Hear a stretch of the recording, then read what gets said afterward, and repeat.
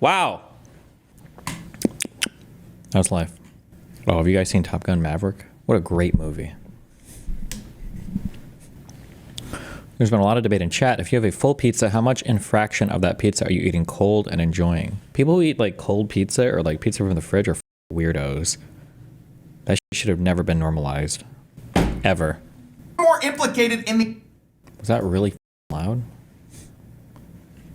The Epstein files than we previously thought. This is according to a Wall Street Journal article. The Justice Department told Trump in May that his name is among many in the Epstein files. A lot of people are going to tell you, oh, that's old news. We knew he was in the flight logs. We knew he was in these phone records. But that's not what we're talking about. Those were already public. Jeffrey's black book, that was already out there. This is a new review of documents that we're talking about. We're going to go through all of it. And we're going to start with Trump actually being asked directly if he was told by his attorney general whether he was mentioned in the Epstein files. And he says, no. Did she tell you at all that your name appeared in the No, file? She's given us just a very quick briefing. So there we have Trump denying being told that his name was in the Epstein files. But a lot of people were wondering, well, then why are you acting so weird with these files? Are you still talking about Jeffrey Epstein? It's pretty boring stuff that were made up by Obama. Luckily, we unearthed an interview where Trump actually hints to the fact that he was in fact told that he was in the Epstein files and that it was all fake stuff. They've been running these files. And so much of the things that we found were fake with me. Now that file review is going to be separate from what we talked about with the flight logs, the black book, things like that. According to the Wall Street Journal, when the Justice Department officials reviewed what Attorney General Pam Bondi called a truckload of documents related to Epstein earlier this year, they discovered that Donald Trump's name appeared multiple times, according to senior administration officials. So if you remember phase one, right? Phase one was a big scandal because Pam Bondi... Asmongold has a react to this video? There's no way that there's no way they already got Asmongold to switch sides, right? This game is for gamers only. Oh boy.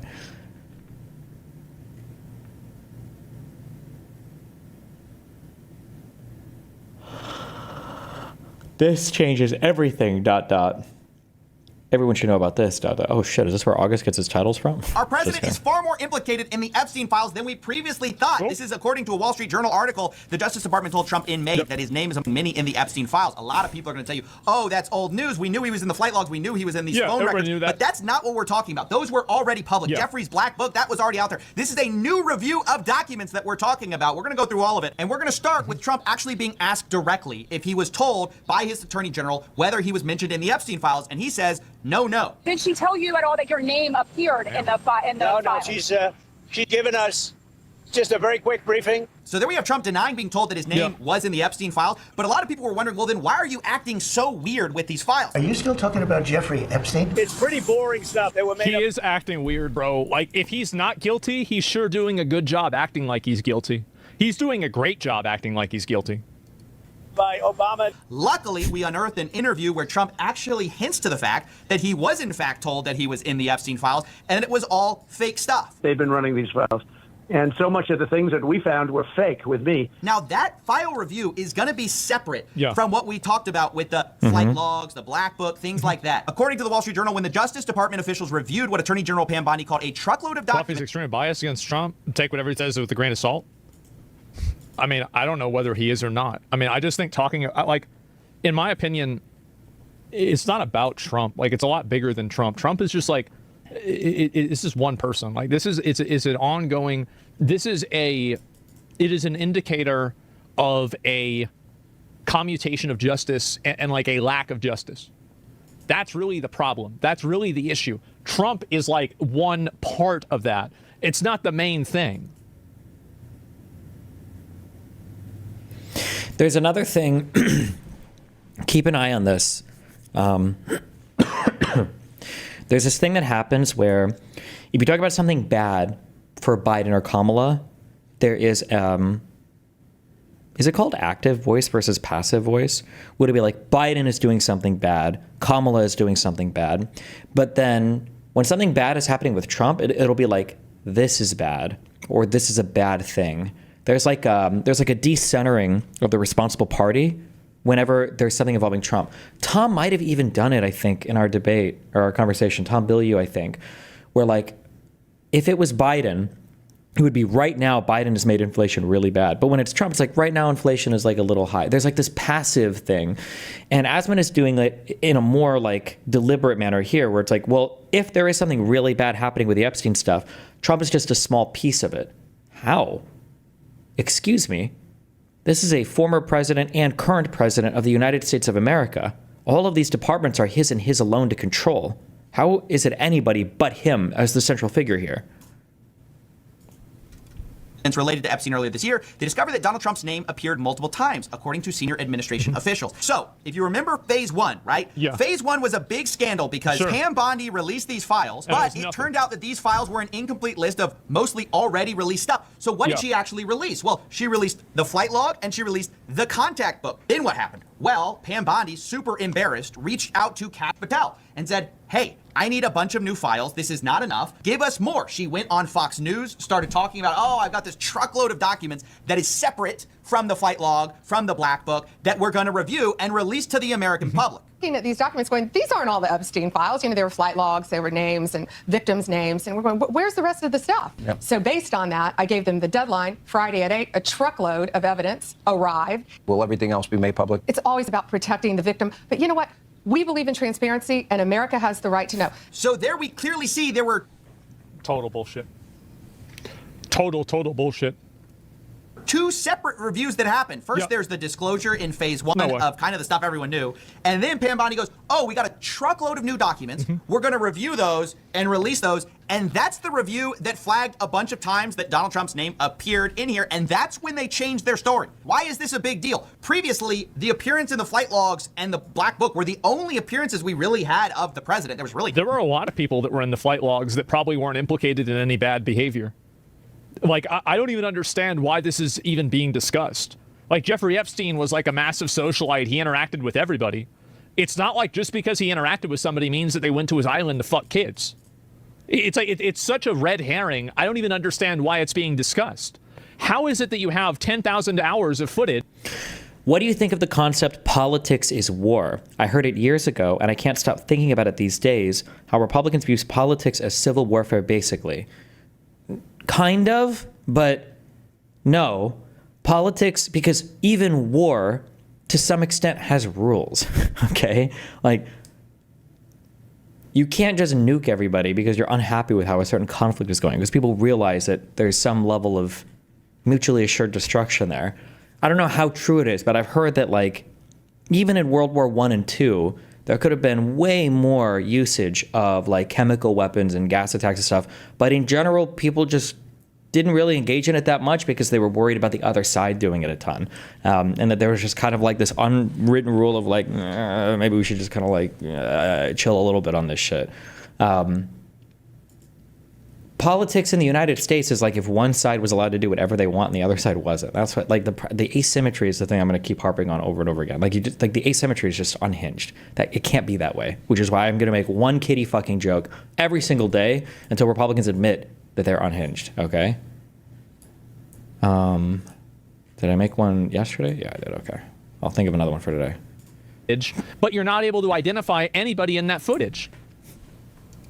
Nothing else related to Trump there. It's also notable because Senator Dick Durbin said that the FBI was explicitly instructed to flag Trump's name if it came up in the files. Attorney General's pressure on FBI to quickly review and produce more Epstein documents as promised. These officials were told to, quote, flag any records in which President Trump was mentioned. Right. They had a new review where thousands of FBI agents combed through these things, flagging the president's name anywhere it appeared in this truckload of new documents. It's like, you know, for a fucking fact. And here's what's so weird to me about this is that, like, Epstein died in 2019. That means that Trump had over a year to, like, get rid of any of this stuff. So by the time that Biden took office in 2021, anything that was super incriminating could have been already removed. He died? I mean, I think he died. Yeah, I'm pretty sure he did. Whether he killed himself or somebody killed him, I'm pretty sure he's dead, right? I mean, do people think he's alive now?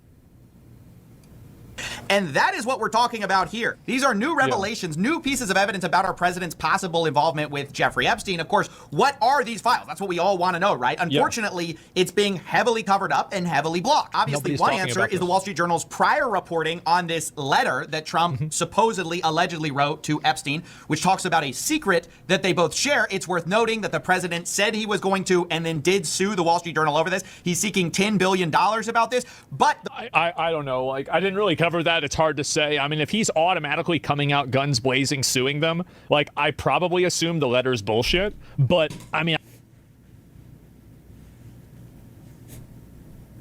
why?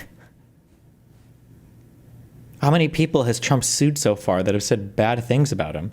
Why is it that if the FBI suggested that Twitter ban accounts that were Russian or Chinese bots, why do you assume the FBI is in the wrong? But if Donald Trump comes out with a personal civil suit against somebody, you assume that Donald Trump is right.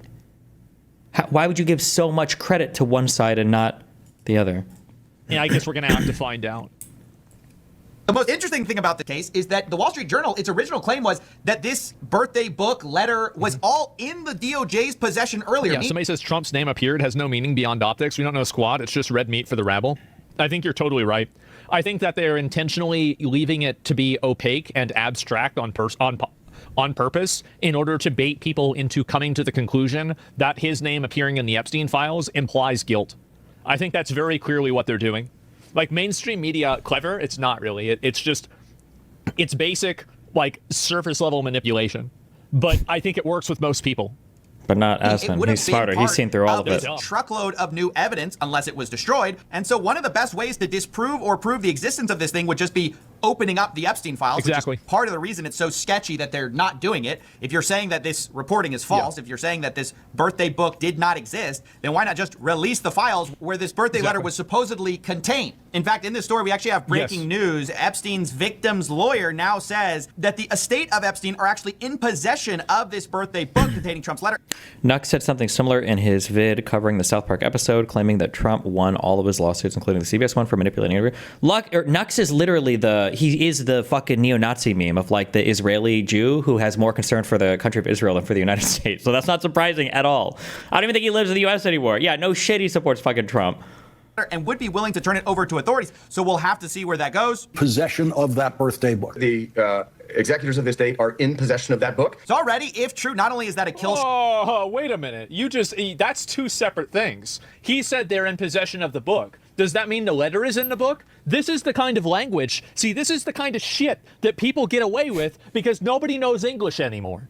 Every single time they use these words, and these people are not stupid, but they think that you're stupid, and that's why they talk like this. Shot to this lawsuit, it also proves that there's new mentions of our president in the Epstein files, which are now being covered up. Another big part of this cover-up story has been our government literally shutting down early. It was a book of letters that were all written to Epstein for his birthday, right? Isn't that what the guy was talking about?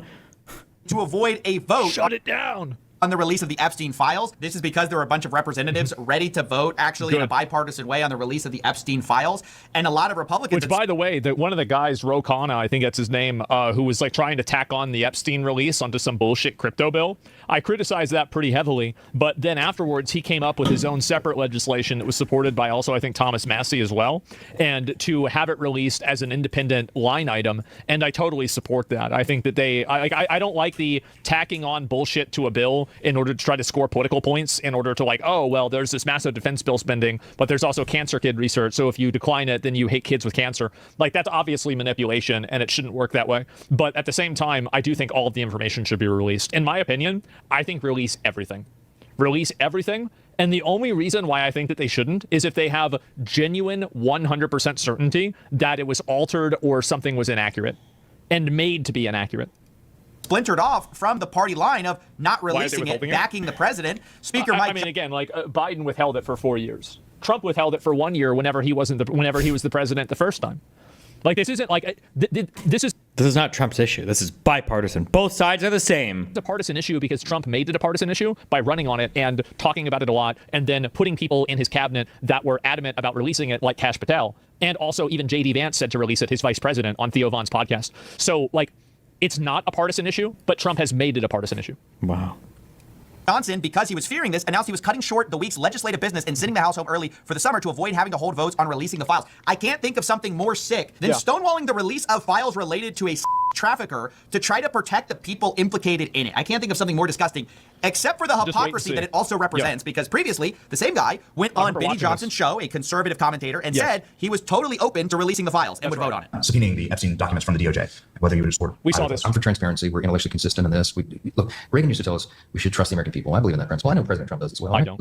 We should put everything out there and let the people decide it. Right. We should trust the American people until it's time to release it and actually vote on it, and then you shut everything down early to avoid it. Now, later, Mike Johnson came out and said he doesn't want to be lectured on transparency by the Democrats who didn't release the files when they were in power, and you see a similar line coming from the White House about this. Democrats have now seized on this as if they ever wanted transparency when it comes to Jeffrey Epstein, which is an suggestion for any Democrat to make. Now, to this, I just have to say, yeah, they're scoring political points.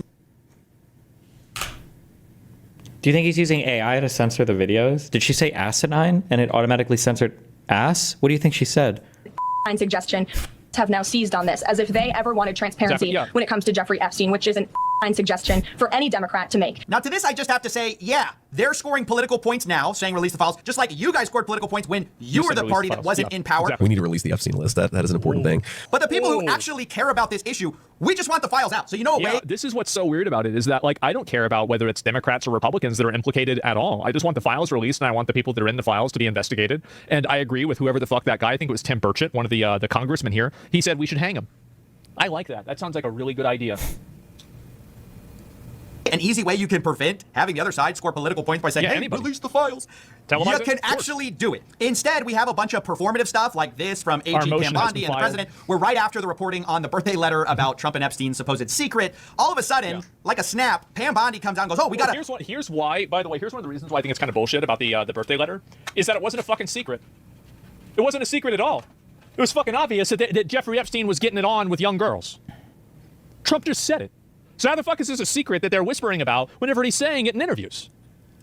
We got to unseal the grand jury transcripts, despite knowing that there's almost zero chance of that happening. And of course, today we find out that it was denied because they had literally no grounds to do it. It's like not something courts do for a public interest. In fact, the irony of that whole stunt to pretend to be transparent was that the Epstein survivors, which supposedly these people care about so much, were not told, they were not informed that this grand jury information was going to be unsealed. So ironically, despite saying that they want to protect the survivors of Epstein, what they really want to protect are the third parties implicated in all of this, which is why they won't release. They want to protect their own interests. The Epstein files they could release right now, 100%. Which is all in their possession, these thousands of documents that they have. In fact, the attempts to distract from the real issue of the Epstein files not being released, the cover-up that's clearly happening, it's actually been breathtaking. In fact, it compelled Trump to release 230,000 pages of documents on MLK's assassination, which I guess is fine. That's good, but like, what about the whole fucking, like, island, right? I mean, like, that's good. And hey, by the way, again, I said complaining about this and malding works, right? We've been malding, it's been working. Keep malding. Can you the files could be fabricated? Well, yeah, you're going to have to cross-reference them and verify their authenticity. Nothing has been released. What can you cross-reference them with? Yeah, of course. Is the conspiracy now? Why are all the conspiracies revealed decades later when we can't hold anyone accountable? But at the time the conspiracies may be happening... You just answered your question. All of a sudden it's, oh, well, no, we can't possibly do that. Now, there's another performative thing you should be aware of, and that's the meeting with Ghislaine Maxwell that's supposedly going to happen. This happened today. We're going to talk about that after this. Now says they're going to actually talk to Ghislaine directly. Quote, I have communicated with the counsel for Ms. Maxwell to determine whether she would be willing to speak with prosecutors from the department. This is confirmed by Maxwell's attorney, who says, I can confirm we are in discussions with the government and that Ghislaine will always testify truthfully. We are grateful to President Trump for his commitment to uncovering the truth in his case. Why is this deeply concerning? Because the idea had been floated that there would be a public testimony to Congress under oath by Maxwell. But this is not that. This is a private meeting with the same people who have been sweeping this issue under the rug the entire time. And what is Ghislaine really focusing on? What is she actually trying to get? She's trying to get immunity. We already know she's trying to get the president's attention and say, hey, you guys kind of screwed me. You wouldn't want to be seen as, you know, not being a man of your word. We've seen those like vaguely threatening public statements by Maxwell. So what exactly are they going to get out of this? She's totally incentivized to clear everyone from this administration rather than get the truth out. Now, He brings up a great point. And logically, there's no way that I can say that isn't true, especially if it's only being done by one party. I think he's right about this. That's true. Crazy. We actually have inside information on this because recently a bunch of world leaders have been meeting with, not journalists, but get this, podcasters to talk about the world affairs of the day. Podcaster Tim Dillon talks about his dinner with what turns out to later be J.D. Vance and some other people where they discussed the affairs of Epstein and stuff like that. And he floats the idea of Maxwell testifying. Ghislaine must speak. She should testify before Congress. A couple of the people at the dinner, again, it was a small dinner, 3 or 4 people. As I said, my dream scenario. Trump makes mandatory attendance every member of the Senate and Congress. Dear President Trump. He has her testify in front of all of them. And before she starts, he locks the doors. And as she reads out the names, the police come in and they escort every person out of the room as she reads their names. Totally like Saddam Hussein style. Yep, the Saddam strat. That's right. That would be fucking insane. And hey, that would be crazy content, right? Insane content. They said that is not on the table at the moment, but it's not impossible. Nobody's super jazzed about it. So the administration appears to have told Tim Dillon in a private meeting that, yeah, we really don't love the idea of her testifying. Why are you back stalking my chat? Destiny, why did you completely make up the claim that I faked credentials? Relatedly, this History Speaks guy. You said you had a PhD or your history PhD before we spoke, but you're fucking retarded. So I figured you either lied about your shit or you just, I don't know, you're fucking retarded. I don't know why you're stalking me. Go debate Loaderbox some more, buddy. But apparently they love the idea of meeting her privately to talk to her behind closed doors where we can't know what is said. Speaking to the only person who's ever been punished at all for Epstein's crimes and whose only incentive is to her. I think that it's true that you shouldn't take her testimony as a fact. Like, you shouldn't listen to what she's saying, 100% and be like, okay, this is absolutely true and she's totally telling the truth. I think there's a good chance that she's lying about a lot of what she's going to say. Really, it's not about necessarily what she's saying. It's about where she tells you to look, if that makes sense. God, he's so fucking smart. And get off the hook for all of this. So I obviously think this is a terrible idea. I think it's more of the same cover-up. Until they release these files, they're finished. And interestingly, Tim Dillon, the guy at this dinner with the administration, actually said as much. I think if they do not release everything they have, they are done. If they do not release, and I told them that, you need to release. More than that, human sacrifices. Jesus Christ, bro. If someone doesn't, if there are not at least a number of people that get implicated in this, the public bloodthirst will not be sated. There is a public bloodthirst for this. People want blood. And if he doesn't give it, they're going to be upset. Show is literally... Are you okay, little bro? My God. Am I wrong? Everything you have. Yeah, of course. Doesn't take a political analyst to tell you need to release the file. But of course, that seems to be the one thing they refuse to do. They'll do anything. They'll release MLK files. They'll probably tell you that aliens exist just to avoid releasing the Epstein files. And that is the actually most incriminating part of all of this. It has been the reaction, not the files themselves, that has made this look so bad. The unhinged response to just simple demands for following up on their word, saying they were going to release the Epstein files. Then it's, we looked. We found the public sacrifices on both sides, too. I think we need as many as possible. President's name a bunch, and now we're not going to show you what's in there. That makes us all assume the worst about what's actually in here. So ultimately, look, I just believe we should get transparency. Obviously, there's a lot we don't know here, but a lot that has also been coming out, and it all paints a much darker picture than we previously knew. When you click pay info, I think that it's obvious that Trump is implicated in some way. I would be willing to believe that Trump had an idea that it was going on. I would not be immediately willing to believe that Trump was doing it himself. I would require more proof than that. But I do think that in the same way that everybody in Hollywood knew about Harvey Weinstein, everybody in music knew about Diddy, I bet everybody in this echelon knew about Jeffrey Epstein. I bet they all kind of knew that it was happening, but it was kind of like a hush-hush, let's not talk about this type situation.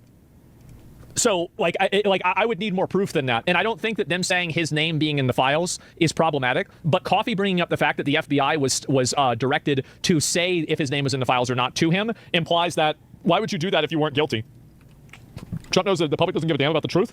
There's the video. I've been watching Coffeezilla's videos about this topic a lot. I mean, I'm really glad to see that, he's using his, investigative reporting skills on something. I mean, as much as cryptos, as much as... Just to be clear, all Coffeezilla is doing is reading the same mainstream media that Asmongold is too stupid, lazy, and incompetent to read himself, and then accuses of all being biased. Every single thing that Coffeezilla has said has just come from him, and I'm not taking anything away from Coffeezilla, he's a smart guy, but he's just reading the mainstream reporting on this. That's where all of the information is coming from. So I like how Asmongold thinks he's got some super huge line into the Trump admin, and Coffeezilla's fucking on the grounds of the Capitol, digging around through his actual White House connected sources, trying to scrounge up secret information. It's all just reading the Wall Street Journal and the New York Times reporting on this. He's so fucking stupid, holy shit. Crypto scams matter, right? I mean, I think this is a much bigger fucking scam. Can we just get some fucking podcast, bro, to memorize the 5 leading WAPO, New York Times, and Wall Street Journal stories for the day, and then come on and present them in a bro way, so that fucking retards like Asmongold can look at it and go, oh yeah, I can tell this guy actually knows what's going on. He's got a beat on things. This is a smart dude. I don't trust the lamestream media, but this guy really knows what's up. Holy shit. And it's a much bigger issue, right? And so, yeah, there we go. You watch this last one. I might look at it tomorrow, right? I mean, we're going with these one at a time, but this is the one that I've seen so far. And this is, let me see if I can find it. Yeah, make sure to give the video a like and give him a sub. I like this guy a lot. And I've been watching him for quite a while. This isn't even an investigation. It's just tabloid journalism. It's tabloid journalism. Yeah. Oh, so someone in chat even called it out. I wouldn't call it tabloid, but... Oh, well, tabloid journalism is better than cover-ups, isn't it? So if you don't want to have tabloid journalism, then maybe you should release the files and set the record straight. Problem solved. I'll be right back. It would be crazy, though, if they announced that there were aliens to distract people from this. The funny thing is, I think it would work. Anyway, so this is what happened today. They did interview her. The intelligence community assessed. So why wouldn't they try to get Trump elected? Simple. It's because if they interfered in the election, it would be too high risk of an action, and it would cause too much blowback if it was discovered. I just want to die. What does he think? Oh, does he think this isn't even like a debated topic? Like, people don't even seriously debate this. Did Russia interfere in our election? That's not a real topic that people debate. Like, there are literally indictments out for people that are directly implicated with this shit. Like, they also might not have had the technology or the ability to do it with... What, they didn't have computers? They didn't have the internet in Russia in 2016? The 100% certainty to get away with it. And it's unpredictable. Bro, I actually can't. That's the reason why.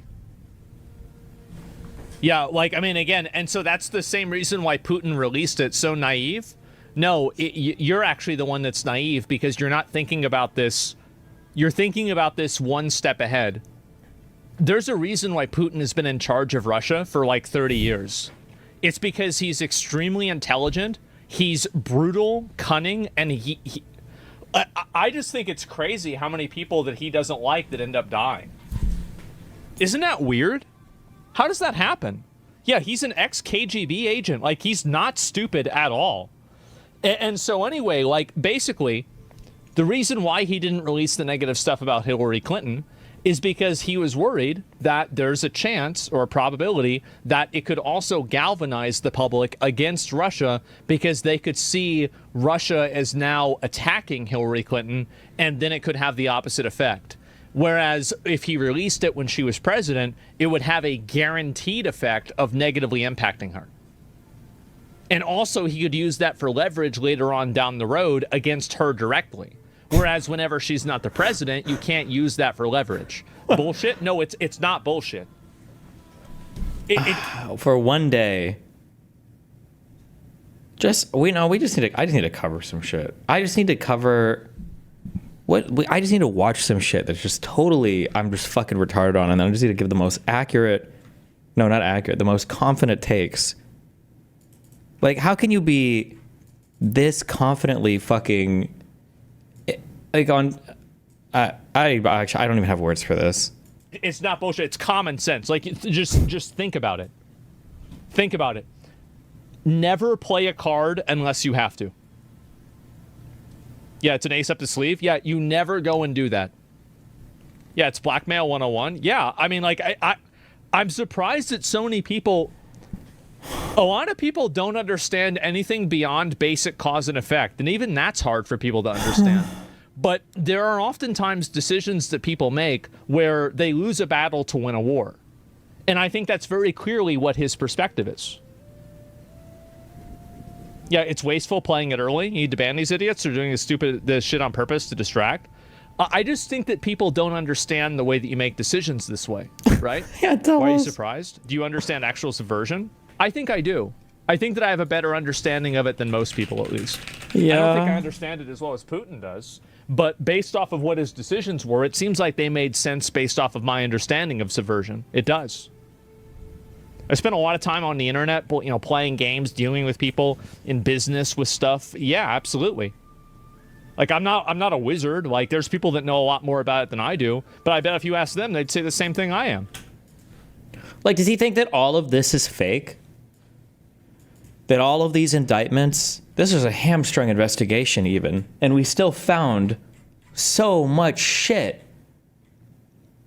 For example, on or about March 19, 2016, Lukashev and his co-conspirators created and sent a spear phishing email to the chairman of the Clinton campaign. Lukashev used the account John356GH at an online service that abbreviated lengthy website addresses, referred to as URL shortening service. Lukashev used the account to mask a link contained in the spear phishing email, which directed the recipient to a GRU-created website. Lukashev altered the appearance of the sender email address in order to make it look like an email from a security notification from Google, a technique known as spoofing, instructing the user how to change his password by clicking the embedded link. Those instructions were followed. On or about March 21st, 2016, Lukashev, Yermakov, and their co-conspirators stole the contents of the chairman's email account, which consisted of over 50,000 emails.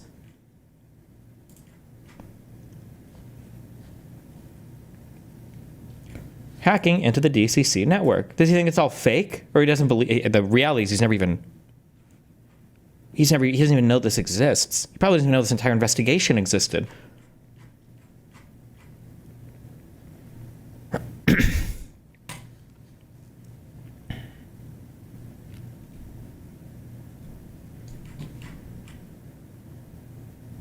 Like it's just like it's all out here. It's all available for consumption.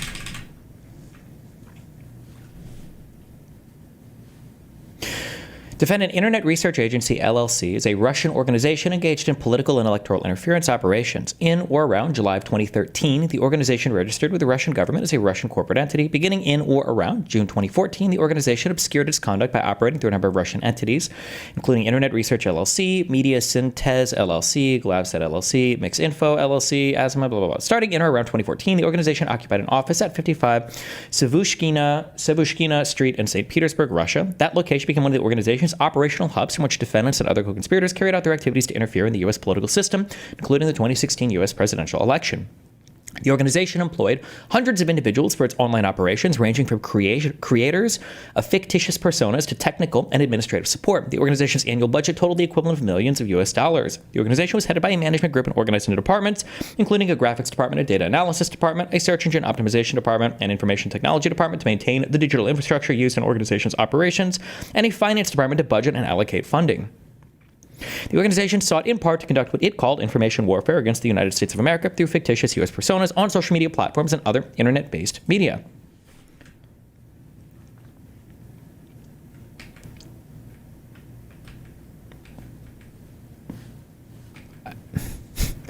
It's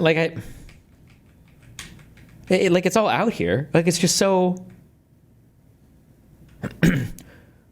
In or around the later half of 2016, defendants and their co-conspirators through their organization-controlled personas began to encourage U.S. minority groups not to vote in the 2016 U.S. presidential election or to vote for a third-party U.S. presidential candidate. On or about October 16, 2016, defendants and their co-conspirators used the organization-controlled Instagram account, Woke Blacks, to post the following message. A particular hype and hatred for Trump is misleading the people and forcing blacks to vote Hillary. We cannot resort to the lesser of two evils. Then we'd surely be better off without voting at all. On or around November 3rd, 2016, defendants and their co-conspirators purchased an advertisement to promote a post on the organization-controlled Instagram account, Blacktivist, that read in part, "Choose peace and vote for Jill Stein. Trust me, it's not a wasted vote." By in or around November 2016, defendants and their co-conspirators used the organization-controlled United Muslims of America, a social media account, to post anti-vote messages such as, "American Muslims are boycotting elections today. Most of the American Muslim voters refuse to vote for Hillary Clinton because she wants to continue the war on Muslims in the Middle East and voted yes for invading Iraq."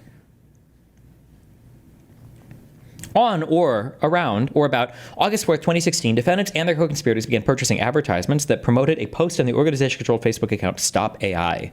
The post alleged that Hillary Clinton has already committed voter fraud during the Democrat Iowa caucus.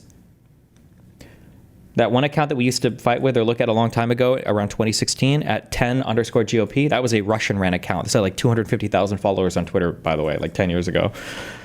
Defendants and their co-conspirators posted that allegations of voter fraud were being investigated in North Carolina on the organization-controlled Twitter account at 10_GOP.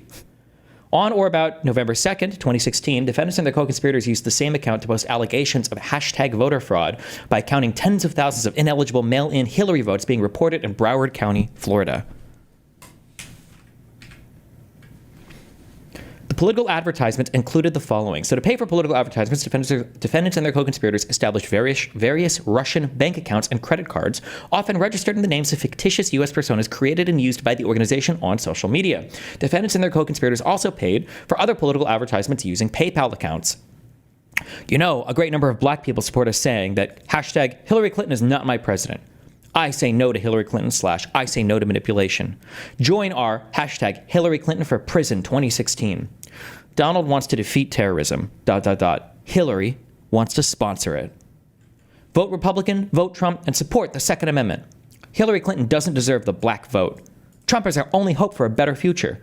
Hashtag never Hillary. Hashtag Hillary for prison. Hashtag Hillary for prison. Hashtag Hillary for prison 2016. Hashtag Trump 2016. Hashtag Trump. Hashtag Trump for president. Ohio wants Hillary for prison.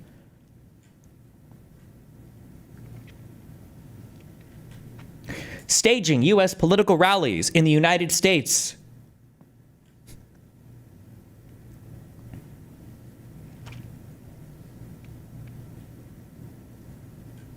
In or around August of 2016, defendants and their co-conspirators used false U.S. personas to communicate with Trump campaign staff involved in local community outreach about the Florida Goes Trump rallies. Defendants and their co-conspirators purchased advertisements on Facebook and Instagram to promote the Florida Goes Trump rallies.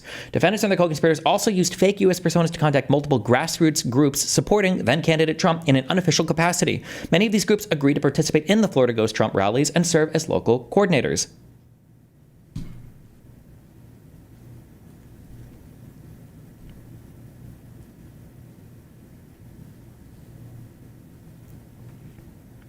After the election of Donald Trump in or around November of 2016, defendants and their co-conspirators used false U.S. personas to organize and coordinate U.S. political rallies in support of then-President-elect Trump, while simultaneously using other false U.S. personas to organize and coordinate U.S. political rallies protesting the results of the 2016 U.S. presidential election. For example, in or around November 2016, defendants and their co-conspirators organized a rally in New York through one organization-controlled group designed to, quote, show your support for President-elect Donald Trump, end quote, held on or about November 12, 2016. At the same time, defendants and their co-conspirators, through another organization-controlled group, organized a rally in New York called, quote, Trump is not my president, end quote, held on or about November 12, 2016. Similarly, defendants and their co-conspirators organized a rally entitled, quote, Charlotte against Trump, end quote, in Charlotte, North Carolina, held on or about November 19, 2016.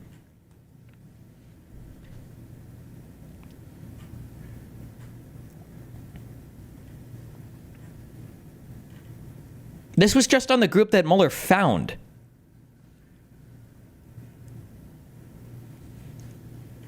I would permaban this guy if he was on my platform. It's actually, he's so fucking retarded. Like, can't you, you should have to sit down. This would be you want the streamer holocaust? You know what it would be? Here's how this is the streamer holocaust. You give him a book and you give him some paper and then you give him a loaded gun and you say, here's your choice. 1 hour of reading every day or kill yourself. And 95% of streamers and YouTubers that cover the news would be dead in 2 days. It's unbelievable. Like, this stuff is out here everywhere. It's so easy to read. It's like, it's such a joke. And then instead we get Asmongold, okay, the fucking Roach King, to tell us through common sense about how it would be impossible to ever have any kind of interference in any kind of election. Because I guess Russia didn't have computers in 2013. What do you say, they didn't have the technology for it? To send a fucking email? But based off of what his decisions were, it seems like they made sense based off of my understanding of subversion. It does. I spent a lot of time on the internet, you know, playing games, dealing with people in business with stuff. Yeah, absolutely. Like, I'm not a wizard. Like, there's people that know a lot more about it than I do. But I bet if you ask them, they'd say the same thing I am. Go ask them. Omitted reliably sourced information, such as how some Russian intelligence officials were quote-unquote planning for candidate Hillary Clinton's victory, while others assessed neither Trump nor Clinton would respect Russia's interests. Yeah. As was reflected in the ODNI documents that we released on Friday, multiple intelligence community assessments released in the months leading up to the November 2016 election concluded that Russia had neither the intent nor capability to impact the outcome of the U.S. election. Yep. On December 5th of 2016, the FBI and ODNI gave the House Intelligence Committee its first post-election classified briefing, in which there was no mention of Putin aspiring to elect Trump by either agency.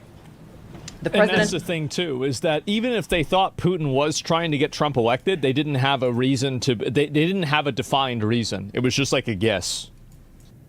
What are you talking about? Ah! What fucking Putin watched Gaddafi get raped to death with a fucking bayonet? You don't think this guy didn't fucking hate Hillary Clinton and Obama? He's so fucking stupid. Okay. All right. I'm done. Okay. That's enough Asmongold for today. I can't. I actually can't do it. Okay. What else do we have going on? Let's just, okay. South Park did an episode. Okay. If you leave me Asmongold shit, I'm perma-banning you. I'm done. So the season 27 premiere of South Park just aired, and holy shit. I think it's safe to say that South Park is back. And when I say that, I don't just mean that the show is literally back. I mean the soul, the edge, the controversy. Can we chat? Oh. All right. What's up, buddy? Just come on stream real quick. We have a new volume out, volume number 21. I'd love it if everybody came and read the new Pragmatic papers. It's not letting me put the link in chat. 1 second. Your chat does this to me sometimes where I can't. There we go. And also, just want to announce, people have been asking me a lot in chat how to contribute if they wanted to write an article. We actually now have an email available. If you guys ever want to send in what you think would be a good article, feel free to shoot it to us. We'll take a look, and we'll reach out if we think it's worth publishing. So we try to focus more on, things a little more political, but if you have something in your skill set, even if it's not political, we'd still be interested to take a look at it and maybe workshop something with you to get it in the papers. Also, everybody, again, thank you for the support on the website. We've been having a lot of traffic there. We don't have any ads or anything there. And we'd really appreciate it if when people come by, if you turn off your ad blockers when you come to our website, it really helps us know what the traffic is like when it comes in. And it kind of can help us gauge kind of just some of the metrics for us. So just, if you did it for us, we'd appreciate it. If not, I get it. It's probably, I don't know how ad block stuff works. I don't use it. So I don't know how much of a hassle that is. Also, the articles this week are really good. We've got a couple on Ukraine. There's a really good one on the background of Hamas, and it gives a really good look into kind of who they are, and it kind of I think that it's a good thing to read for people that try to tell you that October 7th is just a kind of natural response of the hindbrain of Palestinians. This is more hey, this is how October 7th was pretty calculated and was a real political move on their side, not only against Israel but against the PA and kind of their internal politics of the Gaza Strip. So that one was one I really liked. And then Reason Riffs is doing a really cool article about his bike ride from, I believe he's in Germany or the Netherlands. I'm sorry if I got that wrong, but he's going to ride his bike all the way to the Ukraine through Transnistria and Moldova, things like that. So he talked about his last ride in there, and he's got a fundraiser for it. I donated to it. I really recommend everybody go donate and support him because he's a really cool member of our community, and he always comes back with some awesome pictures when he goes on these rides. Thank you for the shilling. Destiny, real quick, while I'm on here, yeah, what's up? I can tell you're in a really good mood, so I thought it'd be a good time to ask some questions. I feel like the Epstein list stuff has been going, we just keep getting new stuff every day. At this point, I believe your position is that you don't think there is a list, but there are files that are just not being released. Is that right? That are probably inconsequential to any huge investigation. Sure. I don't think there's I don't think the blackmail pedo ring thing exists. I don't think that. No. Okay. I mean, I was talking about it with some people the other day, and I think that if I was in a court of law, I'd probably say the same thing. But as far as in the context of in a conversation with conservatives, I feel for me, I don't ever want to make that argument to them. I would always just say, well, Pam Bondi said it does exist and it's on her desk. Yeah, I don't disagree with that. Yeah, you should roast the fuck out of them for it. Yeah. Okay, because that was someone was arguing with me about it, where they're we need they were trying to say it's an unforced error on my side, but I was no, I think they should push back. Okay, then I won't language there. Yeah, I mean these guys hyped it up for fucking 5 years and saying they had secret contacts and all sorts of bullshit, and now they're coming up empty-handed. Yeah, for sure. What the fuck? The binder thing is fucking cringe as fuck. Yeah, I don't know if you saw, there was a video recently from one of these fucking losers that did it, where they had the binder prominently displayed while they were talking about it, and on it says Phase 1, which they invited a whole bunch of influencers to the Capitol or the White House or something. Yeah. as far as the as far as them not releasing stuff, like whether it was the Biden administration, Trump one, or this administration, like do you understand why they wouldn't if they like. Yeah, of course. You should never release stuff from like an investigation where no like indictments come out. It's the same thing as like having unverified or unvetted intelligence. It's just it would be incredibly sloppy, reckless. It would defeat the entire purpose of having a criminal justice system if you could start an investigation on somebody, not get anything that to even reach like a grand jury, and then to just like dump all of that into the open market. People could do insane and unhinged shit with it, right? Like we literally just saw Asmongold calling for blood for this stuff, and it's like, I wonder why they're not just throwing names out there. And you generally just wouldn't anyway, right? Especially for investigations, you could be working with subpoena power and shit, right? Like, what if it was the case that I sent an email to some guy 2 years ago that like murdered somebody, like 2 weeks ago, and the FBI does subpoenas and they try to research this guy or whatever, and like, oh, we didn't come up with anything. And people are like, release all the files, and like, okay, and they release it. It's like, oh my god, did you email this guy 2 years ago? And it's like, okay, well, fuck me. I guess now I'm like part of the public conversation. Like, what the fuck? Yeah, and there's probably like a million things for every investigation that are related to things like that. Yeah, of course, you can't just dump all of that publicly. Right, and then even like looking forward, whenever it's like, okay, well, actually, all the shit we released, there's nothing in there, but we found some new stuff, and we want to get a warrant to go and find some more. And they go to a judge, and that judge goes, "So you guys released a bunch of shit, and now you're going after him again? So you're just harassing the fuck out of this guy?" No, I don't think I'm gonna do that. I don't think I'm gonna actually like you can really hamstring yourself like going forward looking for this stuff. Sure, but also like but they've been saying they're gonna release it all, so them not releasing it is highly sus. So they should get fucked for it. Yeah. The hypocrisy on that should 100% be called out. Okay, well, I think that there was the Epstein discussion came up, and then we saw this big thing with Obama come out, and that's been taking up a lot of the airwaves. Have you? I don't know if you covered. Did you cover the J Powell stuff, the Jerome Powell stuff that was being talked about and it was brought forward? Which stuff?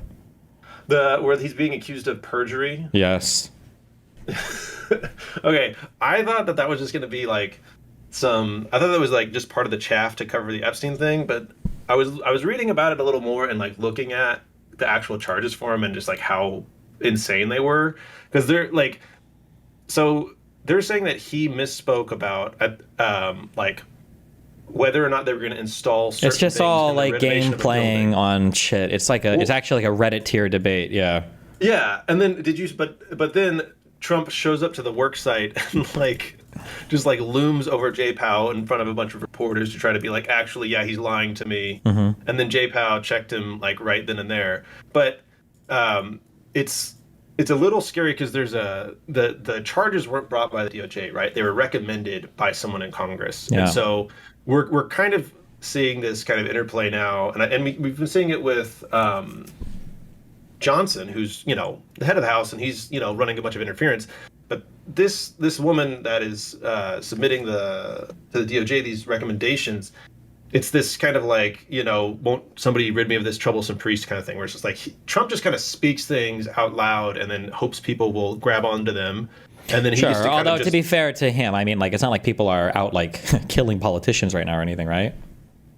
Yeah, no, there haven't been any political assassinations since he became president. Yeah, not that I've heard of anywhere at all. So yeah, he's the only one who's the victim. Correct. When he got shot in the head, remember? He took a bullet by a far leftist. By a far leftist, true, who donated $5 to. Okay, get to the point. You're triggering the fuck out of me. I don't even want to do. I want to play video games. I actually hate the current political environment. It's actually insane. We just kind of moved on past that. There was a crazy MAGA dude that assassinated 2 political people, and we just like moved on from it. We don't give a fuck about anything in this country. It's actually insane. Like, yeah. I don't know. Okay. So you actually did. You pointed out the point of my reason coming on stream and triggering you so much is, since you've been on Vyvanse, have you tried to get to Diamond? Like, God, why would you do that? Then it truly would be over. I'm just saying. I feel like I would have so much chill in the bot lane. I wouldn't want to dive anymore. I could just farm all day. I'm just like vibing. Oh shit, maybe. Like, I'm just, because here's the deal. I know I just burned any goodwill I had with your chat. I was the darling, and now they all hate me. But I'm just saying, I see you come on here, Doomer and Black Pilled, and for me, whenever I feel like that, a lot of times I do take a break, give myself some time. I haven't been to the Rift in years, but that used to be one of the ways I did it. Maybe a Rift reset is what you need, is all I'm saying. Think about it. Looking out for you. Mm-hmm. Anyways, everybody, Please forget what I just said to him so that you can like me again. And guys, go read the new edition. And also submit content if you guys think we would like it. We would really love to see some stuff from the community. Oh, by the way, whoever does the programming for your website, you should have like just a little thing that appears. It doesn't have to be super obstructive, but you can have a thing appear up top that says shut off your ad blocker for geotagging or some bullshit. Because I see media websites will do it where they block the whole page unless you turn off your ad block, but you could have an unobtrusive way of doing it if people... I'll bring it up. No, I appreciate that. Yeah. Also, are you just to put a little public pressure on you? Are we going to see an article from you anytime soon? Yeah, I'm working on one. Woo. Good. I'm excited for it. Okay. I'll see you soon. Hey, you have a good one, all right? Yep. You too. Bye. Bye. Park is back in a way that they haven't been back in probably at least a decade. And if they hadn't made it very clear in the past, I think Matt and Trey just wanted to remind us they truly do not give a single fuck. What they did in this episode is probably the most insane middle finger I have ever seen. And I'm not even talking about what they did to Trump. Sure, they tore Trump to shreds, but not just for the sake of it. No, making fun of Trump was a calculated play on their part to achieve their real goal, screwing Paramount as hard as they can. Like, I don't think you guys understand just how insane this actually is. I'm so excited to talk about it because if you don't know the full context of everything going on behind the scenes, by the end of this video you will, and you'll understand that this might be the most insane thing South Park has ever done, even crazier than the Muhammad and Scientology stuff. This is genuinely some next level 200 IQ supervillain shit on the part of Matt and Trey. So enough of the intro, let's just get straight into it. Personally, I'm just so happy that South Park is finally back. There's really nothing better than when one of your favorites is back and better than ever, which just so happens to be the case with today's sponsor, Raycon. Now, I've talked about Raycon's everyday earbuds before. I've been using them for close to a year at this point, but they somehow managed to make them even better by including the one thing that they were missing, active noise cancellation. I've really been loving this feature because I wear these pretty much everywhere I go, and if I ever want to tune out all the noise around me, all I gotta do is turn on the noise cancellation and we're good to go. Combine that with 8 hours of playtime and a 32-hour battery life, and they pretty much are always in my ears, whether I'm working out, shopping, going for a walk, pretty much anything. They're incredibly comfortable in my ears, and I also use their awareness mode all the time if I ever need to hear anything around me. So that's why you need to go to buyraycon.com/blooms right now to get 20% off of the fan favorite Everyday Earbuds Classic. Again, that is buyraycon.com/blooms. You can click the link in the description or the pinned comment to get 20% off of your Everyday Earbuds Classic. And of course, a huge thank you to Raycon for sponsoring this video.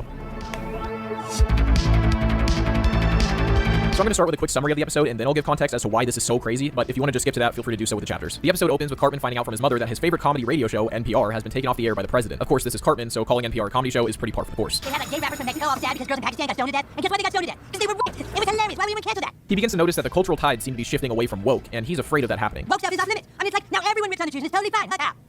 His last hope is PC Principal, the man whose entire character is literally just a representation of woke politics, but he quickly learns that he too is compromised. Our Lord and Savior Jesus Christ. What? Now, I'm not sure if this is referencing a specific event, but I know that this administration has made statements about wanting to put Christianity back into the government and schools, with some states doing things like putting the 10 Commandments in the classroom. So, of course, the way they go about showing this is... I haven't seen this episode, but is this not like a general statement on how everybody's like becoming fucking Christian, or it's like the new cool thing is to like be Christian, to not even to just like get away from accusations, but it's like, oh, maybe Christians were right about a lot of things, guys, and we need to, I don't know. By having PC Principal bring Jesus himself into the school. So Stan tells Randy this, and he's slightly concerned, so he does what every good parent would do and talks to ChatGPT about it. Back at school, Cartman is freaking out about the fact that even PC Principal isn't woke anymore. He declares woke. He was saying it's more about government censorship. Okay, I haven't seen the episode, so... Does what every good parent would do and talks to ChatGPT about it. Back at school, Cartman is freaking out about the fact that even PC Principal isn't woke anymore, and he declares woke to be dead. You can just stay with now, nobody cares. Everyone hates the Jews, everyone's fine with using gay slurs. Now, you may be wondering, why would Cartman, of all people, care about things being less woke? You would think he would rejoice over that? Well, not exactly, because if no one is woke, Cartman has no one to piss off. Cartman doesn't actually hold any political beliefs at all. All he cares about is using social or political movements for his own enjoyment, and of course, there is nothing he enjoys more than antagonizing people. So, if no one's woke anymore, he has nothing to live for. I also feel like this is kind of a meta joke about South Park itself, where Matt and Trey feel like being politically incorrect and offensive was kind of their whole thing, but now that it's seemingly the norm, it's just not the same. They're not special anymore. At the bar, the whole town is talking about the president, and we begin to see the effects of the death of woke firsthand. I voted for him to get rid of all the woke stuff, but now that retarded faggot is just putting money in his own pockets. So they all get riled up and decide to take matters into their own hands, forming an angry mob and heading straight to the president's front door. Except when they bust in, they find a scene they didn't expect. Excuse me, do you mind?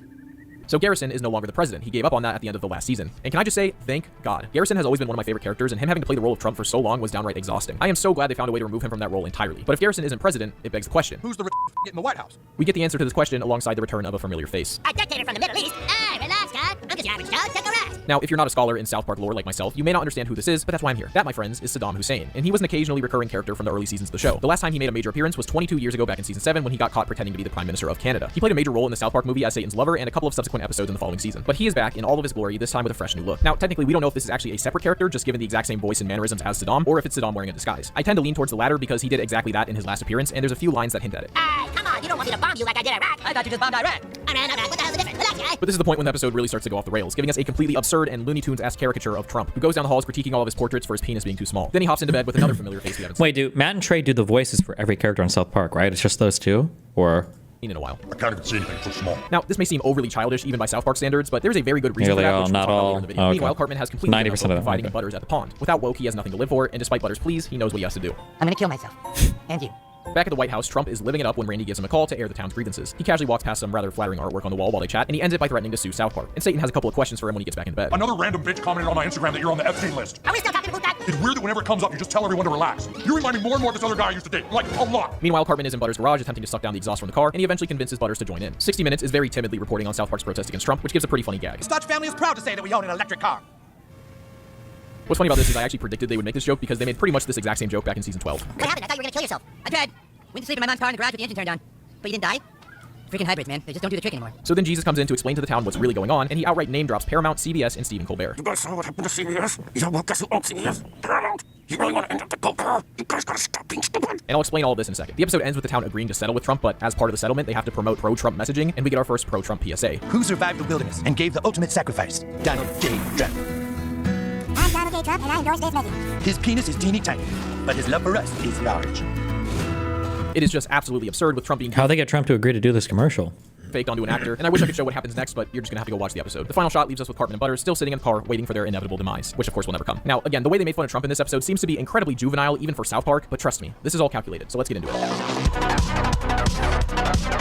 So on the surface, this doesn't seem like anything particularly special. They went pretty hard on Trump, but it's not necessarily out of the ordinary for South Park. But allow me to explain what the real plan was here so that you can fully grasp the massive set of balls Matt and Trey have just put on display. So I talked in my last two videos about South Park's dealings with Paramount and how Paramount has seemingly screwed them over time and time again. I recommend you check out those videos for the full context, but this is the short version. Paramount has been dealing with a lawsuit from Warner Brothers regarding South Park streaming rights for years at this point. This has affected South Park's production greatly. Paramount is trying to merge with Skydance just as South Park is coming to the end of its contract with HBO for streaming rights. The merger is a quote shit show according to Matt and Trey, and it causes the new season to be delayed by 2 weeks. And all of this is going on while they're trying to negotiate a new deal for streaming. The incoming executives from Skydance are given control over Paramount's deals, and they change the terms of South Park's original deal they had planned with Paramount. On top of that, the executives begin meddling in their negotiations with other companies like Netflix and HBO. Matt and Trey are very upset by this, and they threatened to sue Paramount over it only 2 weeks ago from today. So Matt and Trey have been very upset with Paramount for a very long time now, and leading up to the last couple of days, we didn't even know if they would still be signing with them for exclusive streaming rights. So that's all stuff we already knew, but a couple of days ago is when shit really started to hit the fan. In those videos, I didn't mention the fact that President Trump has actually been in a lawsuit with Paramount for months now, attempting to sue them over an interview with Kamala Harris during the elections. You don't need to know the full context of that. All you need to know is that Trump is pissed off at Paramount. This wouldn't be a huge problem if it weren't for the fact that Paramount was attempting to merge with Skydance, and this merger needs approval from the FCC. The FCC is under the Trump administration, so essentially, as long as Trump is angry at Paramount and suing them, he can hold this merger above their head and prevent it from happening. Paramount realizes that if they want this merger done, they just have to give in. So they make the decision to settle with Trump for $16 million, supposedly promising another $20 million worth of screen time from Skydance when the merger actually happens. As part of the settlement, we also had to agree to doing pro-Trump messaging. Shortly after they agree to this, in a shocking coincidence, Paramount announces the cancellation of their decades-long Late Show with the host Stephen Colbert. They cite the fact that the Late Show was losing them tens of millions of dollars a year, but the weird part is that not only had the show just been renewed through 2026 recently, but it's also the most popular late-night show on television based on ratings. Now, if you know anything about Stephen Colbert, you know that he's not the biggest fan of Trump, and he's making fun of him pretty much every night on his show. And specifically, he called out the settlement that Paramount made with Trump as looking more like a political bribe than a legal proceeding. And consequently, Trump has been a very outspoken critic of Colbert in the past. So it definitely seems a bit coincidental that Paramount would decide to cancel the #1 late-night talk show on TV while they're actively in the process of caving to the president's intimidation tactics. I mean, who the hell does the president think he is? The government can't cancel the show. I mean, what show are they going to cancel next?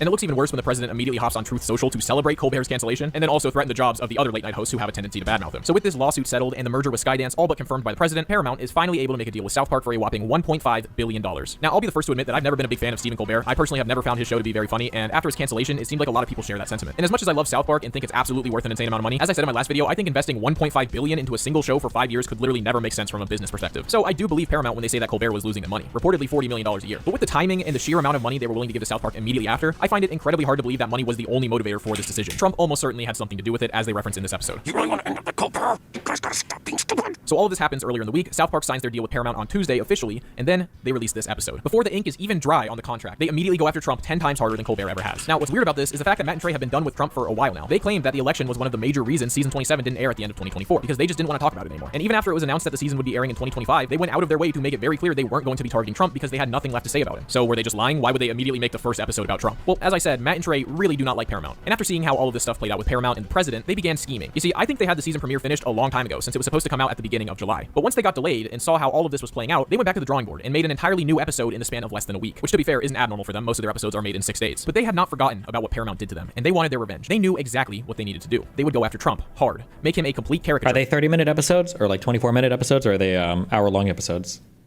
I'm guessing they're less than 30 minutes. Make him a naked fat guy with a tiny penis who was incredibly insecure about it. But their motivation was not just to spite Trump. No, they were just doing what they had to do in order to get a reaction out of him. They were rage baiting him, daring him to get angry about it, because they knew that it would ruin any of the good graces Paramount and Skydance had just built with him. They were intentionally provoking him in the hopes that he would either file another lawsuit against Paramount or block the Skydance merger. I mean, just look at the way they portrayed him in this episode. As someone whose job it is to watch South Park, I can tell you in confidence that this is not normally how they would make fun of someone, especially in the modern era. I mean, just look at the way they portrayed him in the past. They very rarely will go this juvenile with their insults. Everything that they did in this episode, from the pictures of him on the White House walls to the repeated mentions of his tiny penis, was calculated. Not only to make this episode as memeable as possible to get everyone talking about it, but to go after the things that Donald Trump has proven to respond to in the past. If they just made fun of his politics like they did in the past, no one would have cared and they would have gotten nowhere. So they just clowned the dude in a way so over the top it wouldn't be out of place in a Looney Tunes episode. It reminded me so much of their episode on Osama bin Laden back in 2001, when they knew that no one wanted to see them make fun of the political climate or the nuance in it, so they just clowned him in a very similar way. All they cared about was getting their revenge on Paramount, and they did so in the most hilarious way possible. They took $1.5 billion from this company and immediately repaid them by spitting directly into their face, handing them a lit bomb and saying, good luck with that. This might be one of the most nefarious, evil genius business moves I have ever seen in my life, and it just made Matt and Trey billionaires. And that might be the most South Park thing they have ever done. It almost feels like the decades of Matt and Trey farting in the face of the industry has all culminated in this, becoming billionaires from this industry they despise so much and immediately telling them to go fuck themselves. And it's obvious that Matt and Trey recognize that this is a dangerous game they're playing, as the whole subplot follows Cartman and Butters trying to kill themselves. This is literally Matt and Trey's suicide attempt, acknowledging that what they're doing could very well mean the end of the show. And if it does mean the end of the show, I honestly cannot imagine a better way to go out. It's absolutely poetic, and I think it might be the funniest thing they have ever done. So now I hope you guys can start to understand the gravity of the situation, so let's finish it up by talking about my feelings on the episode overall. So the first thing I want to mention is that the show is now streaming on Paramount Plus, and there aren't any banned episodes besides the Muhammad ones, which is great to see. But I do want to mention that Matt and Why did they ban the Muhammad ones? Because it's a depiction of... They really did that in the United States of America? What? Really? Trey are getting paid a flat rate regardless of if people watch on Paramount Plus, so I'm sure they could not care less if everyone started sailing the seven seas, if you catch my drift. But one thing about this episode I was excited to see is that Garrison is seemingly back for good, and I cannot wait to see him play his old character again. It seems like they're setting up for Saddam Trump to be a recurring character, and I really hope that's the case because both him and Satan are great characters, and I'd love to see him a little more often. And what are they going to do with PC Principal, who gave up on all of his PC values just because it's not popular anymore? I don't know how to feel about that. On one hand, I would love to see him return to his woke, preachy character, but on the other hand, it could be interesting to see him be an anti-woke, preachy character. I also wonder what they're going to do with Cartman, since the last we saw he was trying to kill himself because no one is woke anymore. If I had to guess, I would say that they're going to make him become woke, since he'll realize that's the most effective way to piss people off nowadays. I honestly wouldn't be surprised if the show itself did that for the same reason. I've already seen people calling South Park woke on Twitter after this episode, and I think that's pretty funny. I think what a lot of those people don't really understand is that South Park is satire. Satire is inherently counterculture. South Park has not changed at all over the years. They have always been counterculture. The only thing that has changed is the culture. South Park makes fun of whatever the dominant ideas in the culture are, and as the culture has shifted so much in the last 27 years of their show, the groups of people getting offended by the show has shifted as well. In the late 90s, early 2000s, it was the conservative, puritanical type that would get mad. Then the culture shifted towards tolerance and open-mindedness, and it was the liberals who would get mad, and now we've come full circle back to the conservatives getting mad. And honestly, I think that's just proof that South Park is doing their job well. The day people stop getting offended by South Park is the day that the show needs to end. But luckily, it doesn't seem like that'll be happening anytime soon. But all in all, I gotta say, this is one of the best episodes South Park has ever made, and we'll have to stay tuned to see the fallout. Matt and Trey have a Comic-Con panel scheduled literally for today, shortly after I'm writing this, so we'll also get to see just what they have to say about it. But that's all I have to say. This was crazy, and I'll see you guys after next week's episode, assuming the show still exists by then.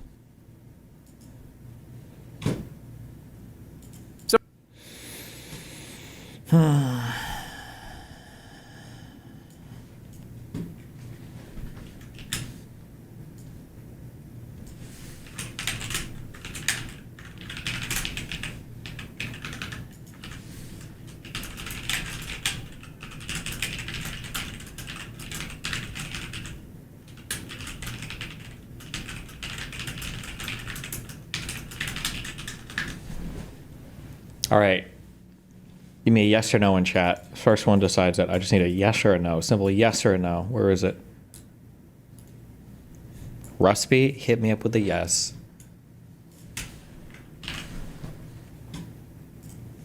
Thank you.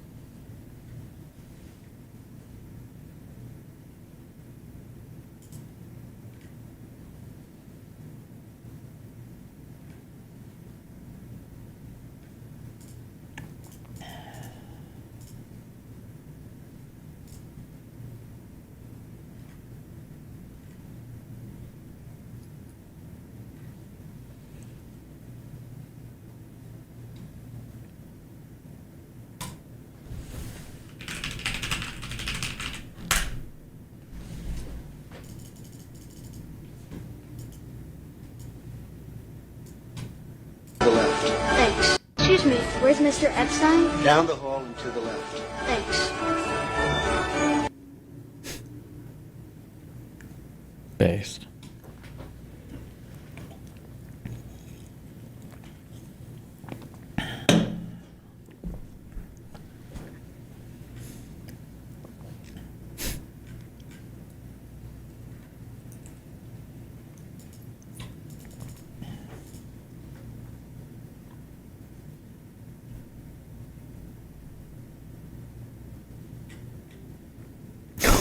What is this? Texting a girl how many steps you took today could be the play. 22,853. Big day. All I want is to be enough for you. Steps is a big factor in this.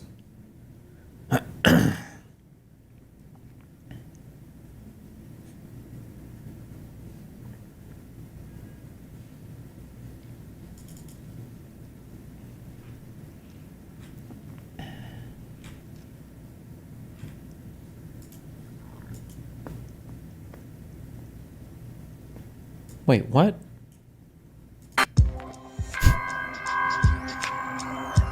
What's he doing?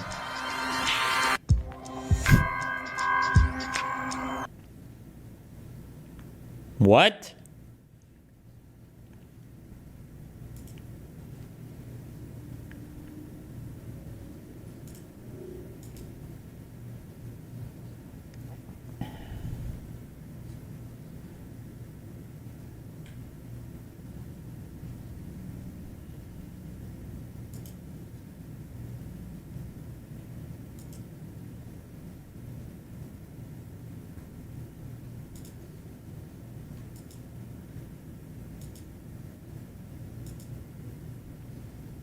Oh, we got one. Easy. Every now and then we have to cleanse ourselves of these socialist tanky fucks that are rotting the world from within. Oh, he's on the fence? let me help you out there, buddy. Got him.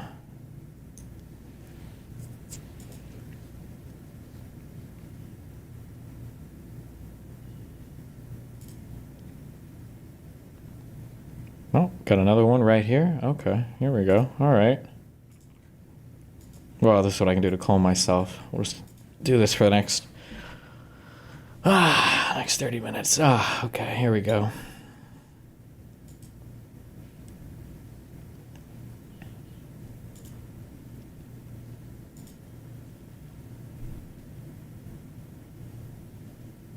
Wait, I already banned this guy. Okay.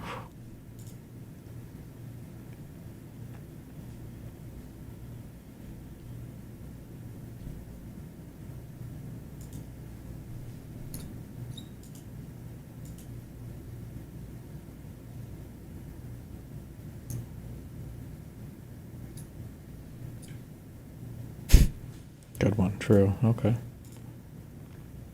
I like the concern trolling one. It's my favorite one, I think. Can we get some chill band music? Oh yeah, sure. There we go, shh, okay.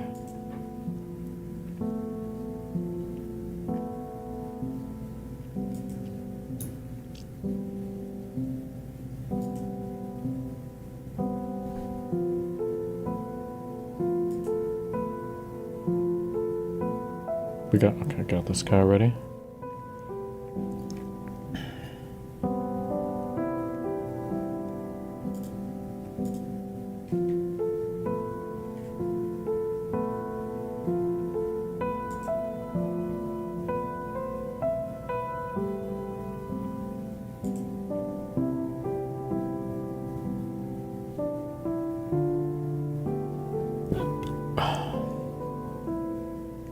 Oh, got another one.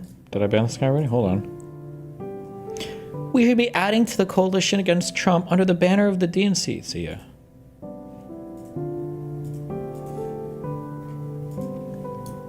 What?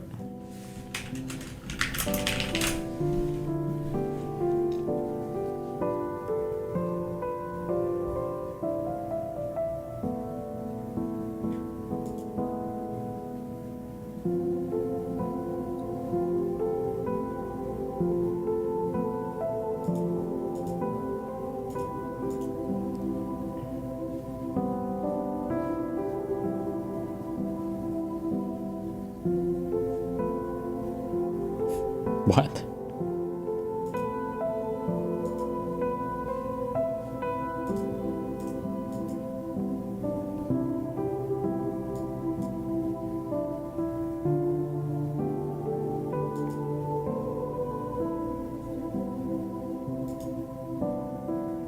Oh, we got this. I think I got this guy already.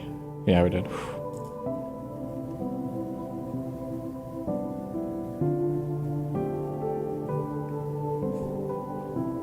These guys play, remember, these guys delight the same way that fascists do, right? These guys play the same thing, word games, okay? This guy, no, what? Okay, so this guy said, it's not crazy at all. Hassan is way further from Destiny's position than Trump is. I'm not even sure if that's true, but this guy says, no, what? At worst, they're equally far away. Destiny is a liberal. Trump is an out-and-out authoritarian and wannabe copium dictator.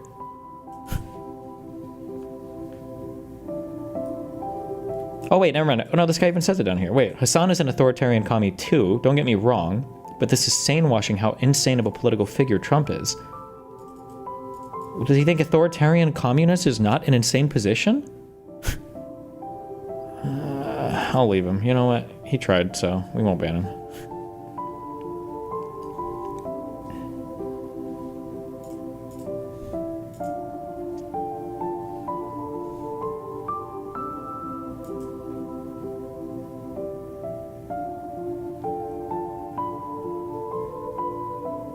Oh, I already banned this guy. Fuck. That feels good. When you see a dumb comment, it's like, oh, I'm a ban, and then you're like, oh, I already got that one. Haha, that's consistency.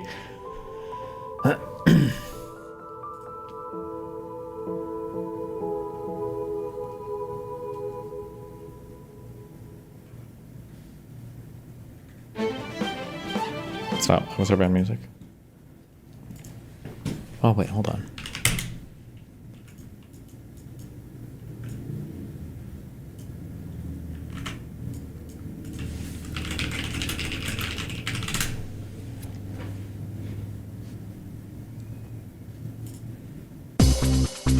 No.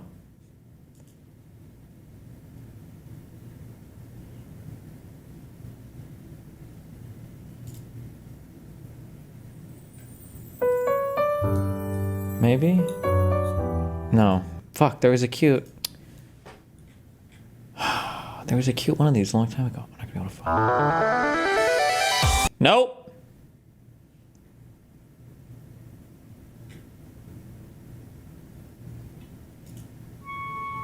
No!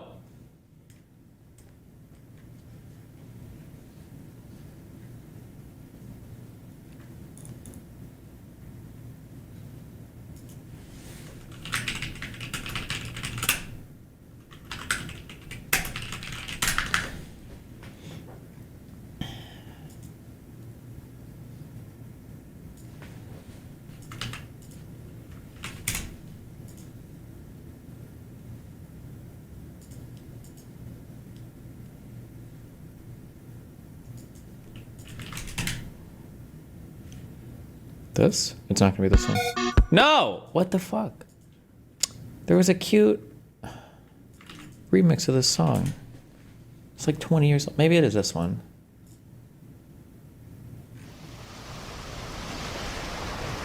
I think it is this one. Okay. Shh.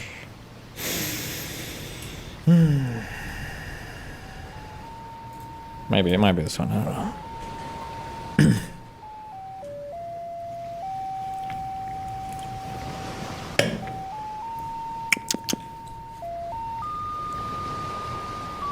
Wait, going with the USSR. Okay, got that one. Got that one.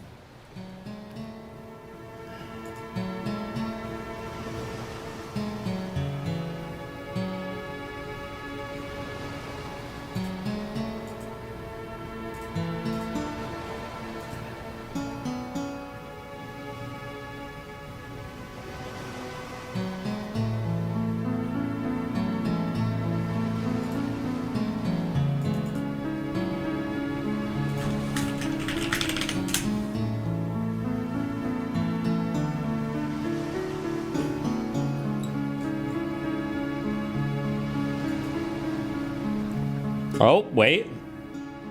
Oh, I already got this one too.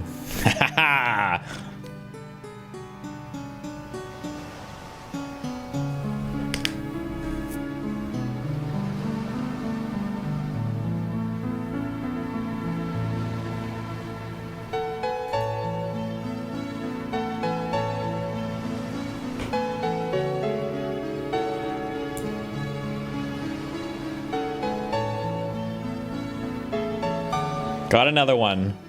There we go.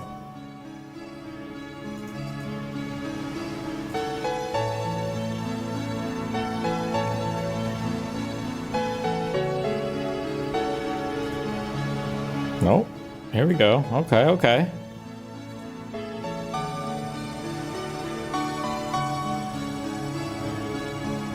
Oh, did we get this one already? Nope. Oh my God. Yes.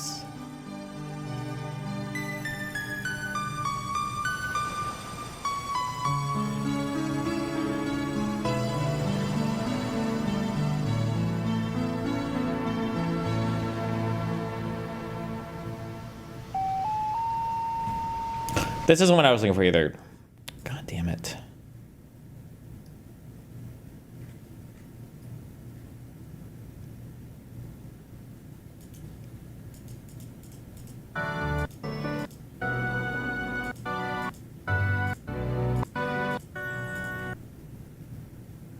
I feel like there was like a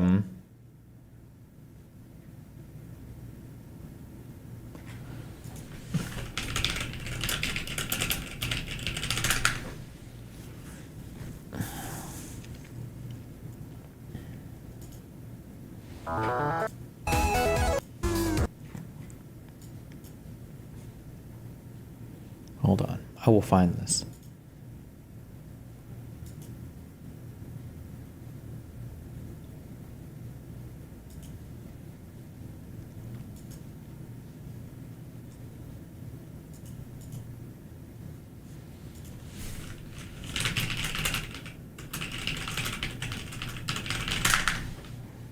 Imagine if you could ban up voters and down voters.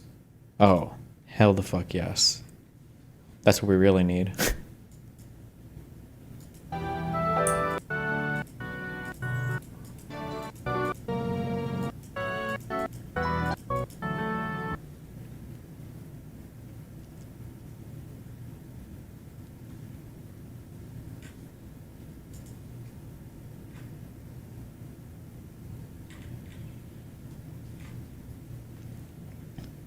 There was a Ballad of the Windfish remix on this website from like 20 years ago that I thought was really cute. I'm not going to be able to find it now.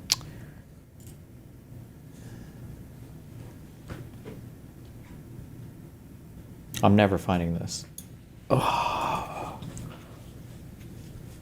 Oh. Okay.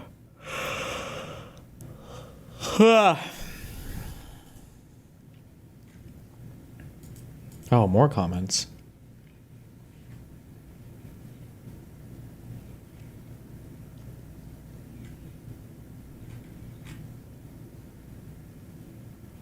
Okay.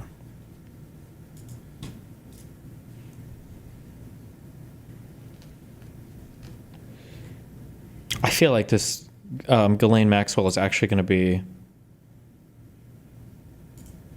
I feel like it's coming. The pardon is coming.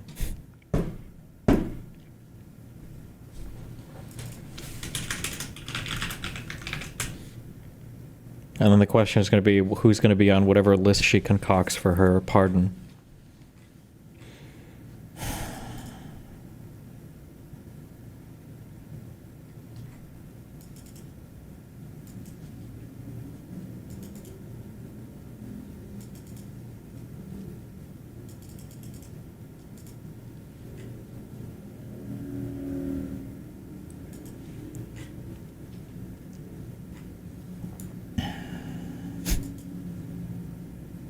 What is this stream even from? Oh, is this Taylor Lorenz? Or how old is this? The reason why I'm saying this is not because, contrary to popular opinion on TikTok from like leftists on Twitter, I'm not a shepherd for the Democratic Party. I don't give a fuck about the Democratic Party. But they are our representatives, and they're supposed to represent us. And they do have a platform, and the media does listen to them. So we have to wield them like a weapon. To the best of our ability. We have to use them to also continue yelling about these things that we care about. Because the reason why I'm saying...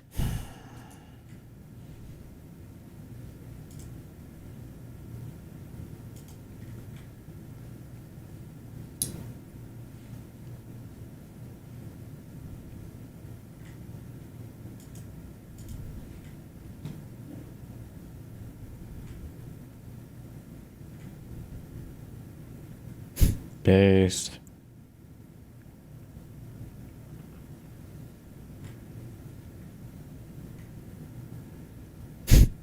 Fuck, this guy's crazy. Or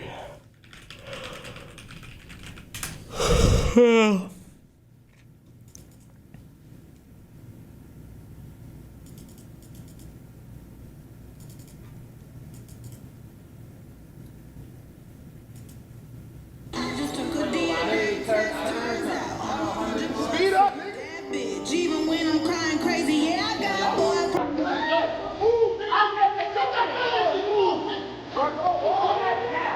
Oh, y'all are moving so slow, bro. Yo, you God damn the fuck out of this chair, man. Yo, all right.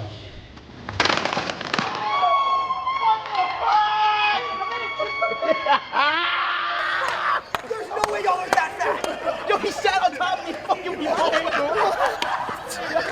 they're eliminated. No, I'm on the chair.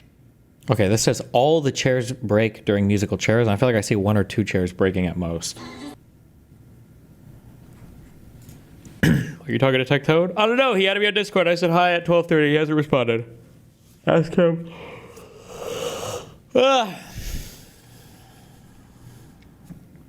Couple. Hello, fantastic couple. Wow, you guys, is it weird to ask you guys a couple in real life? Yeah. They are! Oh my god, they actually are! How long have you guys been together? That's complicated. Okay, maybe I won't ask too many more questions like that then. Oh my god, you guys are so cool. I don't even know what to say, sorry. I'm just, I get a little bit flustered.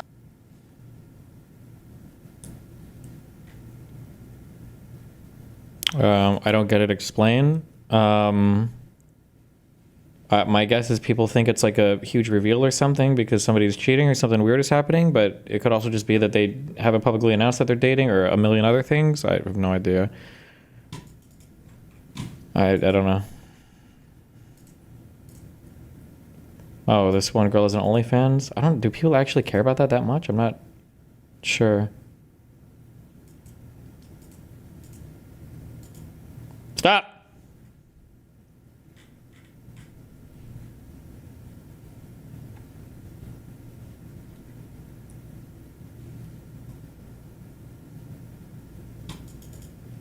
The incels that sub to her do, yes. I know you guys are all spamming that because it's like when you look around, that's the answer that everybody else gives and you feel like that's the one that you have to give, but I'm pretty sure the largest OnlyFans person in the world is Amaranth and she's literally fucking married, so I don't actually know if people who fucking jerk off to OnlyFans people give a fuck or not if the people are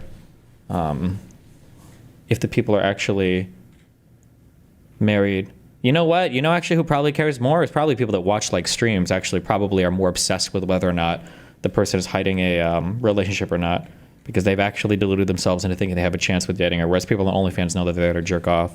That's what I've heard from every single girl who does OF and Twitch, is that the really cringy parasocial obsessive people will almost always come from the ordinary streaming platforms, but on OnlyFans they generally they're there to fucking stroke it.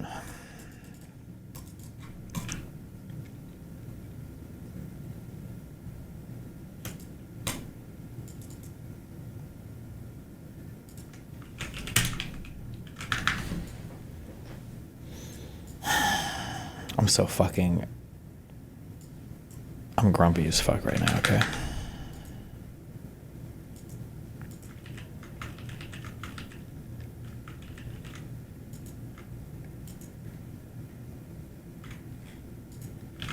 I don't understand this. I'm not sure what this tweet is supposed to mean.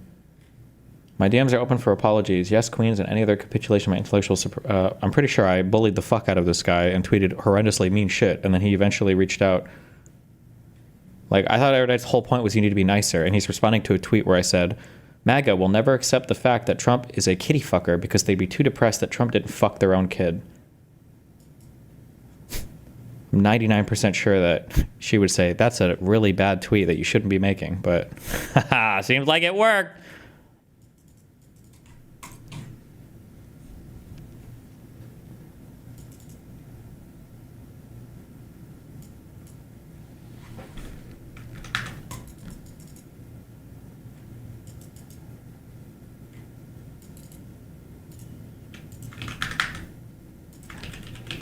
Why do women do this? Do what?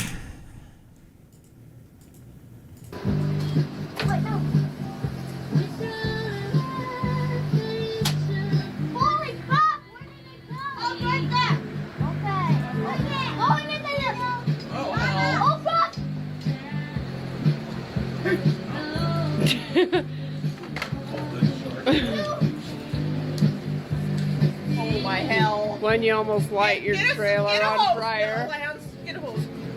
When you almost light your fucking trailer on fire. No, it's not! It's gonna be yes. Holy shit! No, it's not! No, it's not! What?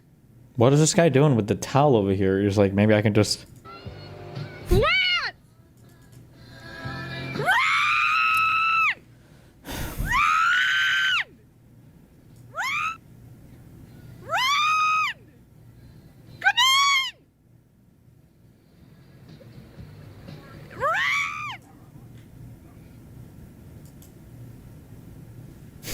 Okay.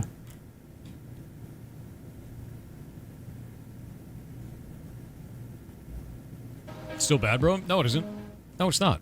No, He it's not, asked bro. me if he could do it, and I Yeah. said sure. Okay. It's his own money. That's not bad. That's like getting mad at a GameStop employee for buying games at GameStop. It's his damn choice. It's his money. Who gives a shit? He's so fucked on this.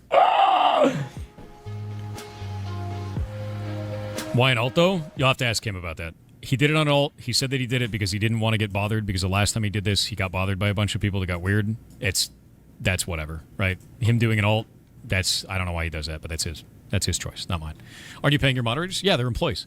All the moderators are employees. They are paid a full-time salary. They also get medical benefits, including medical, vision, dental, and life insurance. They are not asked to donate back to the stream. How many moderators does this guy have? In any possible capacity. That is their paycheck to do whatever they want with it. And if they want to give that back to the stream, that is their choice. Yeah, that is actually insane. You know, so no, he can do whatever he wants with that. Anything he wants to.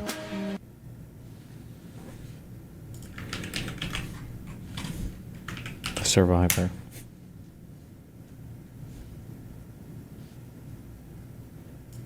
Do you actually believe him? That would be a really crazy thing to lie about. Oh, somebody get a sponge. I don't understand. Why don't you get a sponge?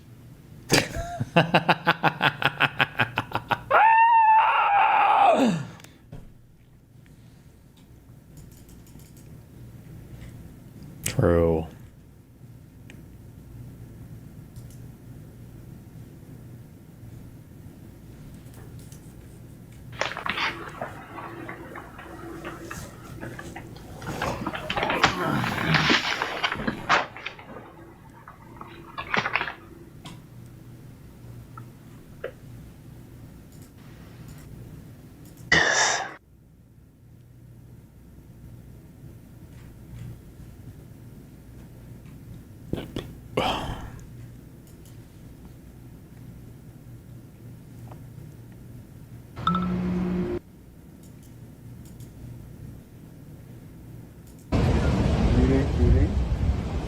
Well, first of all, nice shoes and everything. I want to let you know that, you know, we're doing a live stream, you know what I mean? Okay, but can you not do it around here? Because Is this the Reading Rainbow guy? She's saying you're invading her space. That's what. No, but me, I was I'm right about here. communication. Like I'm a Pisces. Stop. No, it's okay. Stop. Bro, stop. Bro, ow, fucking stop. Nice. Shot on the side. Jesus.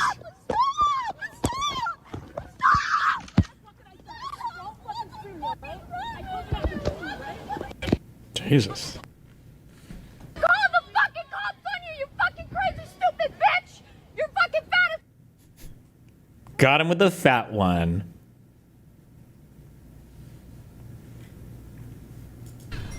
Okay, thank you. Great comment.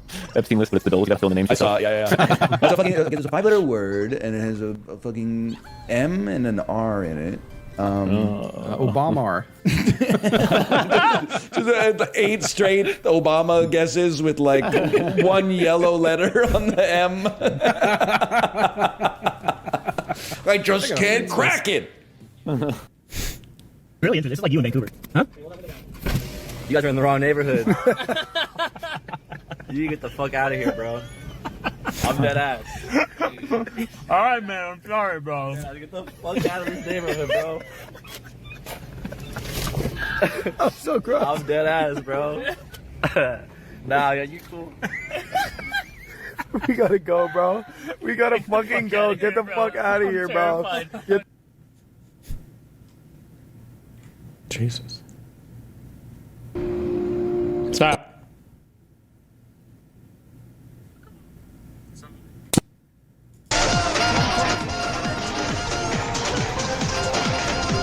What the fuck? I can't move!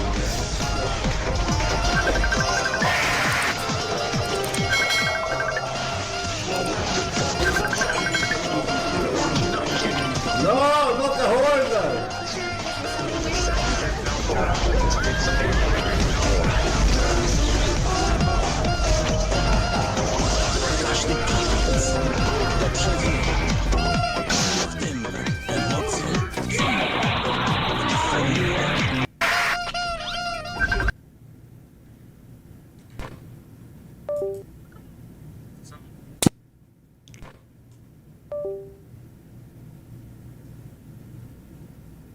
Bro, I just got struck by lightning. I'm gonna stop stream. What? You already got struck. It's not like lightning can ever hit the same spot twice, right? Isn't that the rule? So I was sitting in here, I had my earbuds in. A big thing of lightning hit in like my ears. Like I felt lightning go through my earbuds.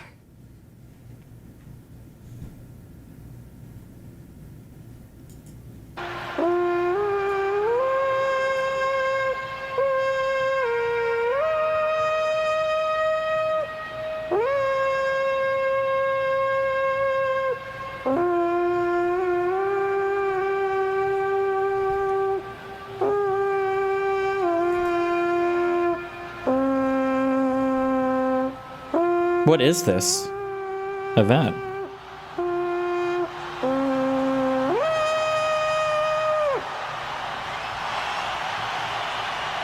Soccer? Oh. 5 million viewers? No sé si tenemos decisión. Todo bien, los dos, muy bien, muy buena 6 million viewers? Decisión Jesus. unánime. Todos los jueces han decidido por decisión unánime. Damn, how many global emotes are going to be taken from Twitch? They got the Pogger guy a long time ago, right? The guy became like a MAGA loony.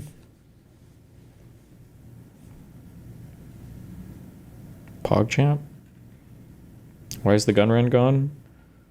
Because the Shoujo, V-Shoujo, is collapsed and it is no more. RIP. Cool. Or not, is there any way? You debated him? Yeah, I remember a long time ago. Too bad. I didn't lose my job.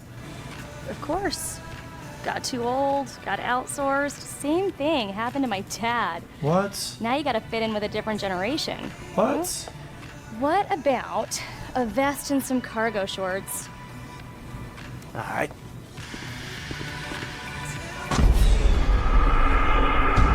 Wait, what? Wait, why? What? Oh, jeez. That was kind of dark, no?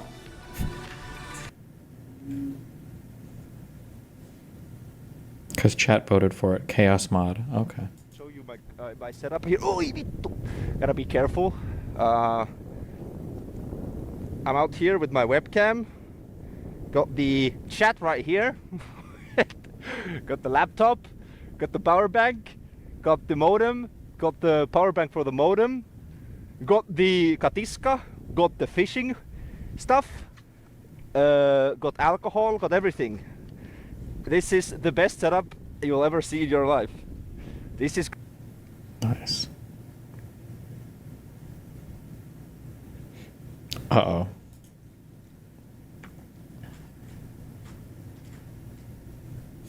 Rip. Rip. Was this the largest VTuber agency, or were there larger ones? I actually have no idea. I don't follow any of this shit at all. Where's Jader? Isn't he obsessed with all these people? No, they're small. Oh. Oh, Hollow Live is the same. What do you guys think about Hitler? What if the Jewish did something to the Germans that made them act a certain way, but nobody wants to talk about it? Like, the Jews don't want to take accountability. They don't. That's What is, Yes. Why? I'm with you on that one. Okay. That's why, like, there was up to something, so the Germans wanted to take them out. Like, It had to be something. Like, Germans wanted to take them out, all of them out. They damn near Martin wiped likes everybody pictures off now. the map. Something. They started it. To get somebody Damn, that he mad. cheated hard. Like, yeah, talk shit about them. Eat them up. The Holocaust was the only way he can take out a huge population, like a huge amount of Jews all in one setting. But I already know what's going on. Like, I'm not dumb. Like, I know, like, the Jews did something. That's why they sent up here. They're trying to take back, like, they're trying to take back and get repercussions, especially from America, like, from Americans. So they're taking over the government and stuff like that. I'm telling you, how do we take them down? How do we take them down? Yeah. I mean, Feels like talking with a chat GPT or whatever. Miles or mine, you've got him on like an unhinged route. Kill the motherfucker. I had to say it. My bad, y'all. Genocide. My bad. Hitler, he had the plan, but his plan was just too, like, very, like, gruesome, if we can say it. Listen, He said, he had to do what he had to do. But he had to do it. He was like, Listen, he was trying to save the world. I It didn't agree. work out. He just didn't. I what he mean, had to do. Jews are the reason why the healthcare system and everything around us in the government is collapsing, because they're sitting up here stealing away from the American people. Jesus. Oh my God. What are we thinking? Nick Fuentes viewer or Candace Owens viewer?